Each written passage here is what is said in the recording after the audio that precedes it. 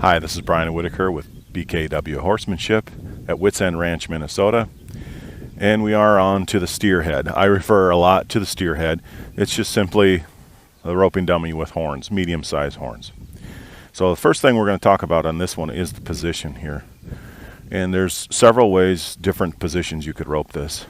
You could rope it in basically position one, we'll call it, much like the calf head, where you're just offset, you're not behind, just position one here.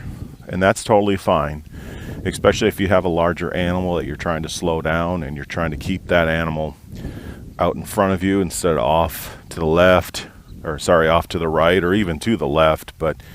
And I'll discuss that further in some of the advanced videos of why that would be a good thing to do. So this is position one. Position two is about a horse width, the width of how wide a horse is over. This would be more of a team roping competition position. The reason that would be is, I'll just go ahead and rope this quick. And the reason would be is if I'm in the position and I take a dally, which we'll talk about later, but as soon as I start getting tight, I don't even have to start going left. In competition, the rule states that you need to turn the steer left for the heeler to come in and rope. So, and it's a timed event, so, you know, the faster you are, the better. And so if I can just start dallying and get my horse slowed down without even going left, I'm already going to create an arc. The steer's head is going to start coming to the left without even turning. So we're starting that nice transition. We don't want to just flip them, or what they call switch them, real fast. That'll be more advanced stuff, but this is position two. Over time, I would suggest roping in different, and there's times where you might even get wider in certain situations, but that's further down the road. So we'll talk about and again, the position would be in the beginning about the same, about, you know, a couple of paces back.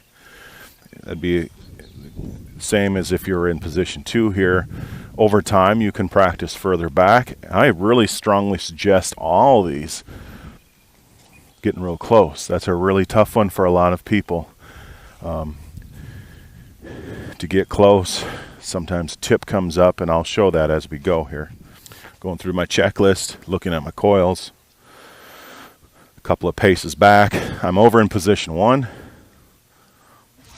Target in line. There, I got a little action on my rope, and there was the slack. What I mean by action is it starts to curl around and lock on behind the back of the head. And we'll talk about that later too. For now, don't worry about it. If this is where you're in the beginning stages, the action, notice if it does come around, and think about what you did to cause that. Why did that respond this time where the figure eight or the action came around behind the horn? And there I did pull the slack.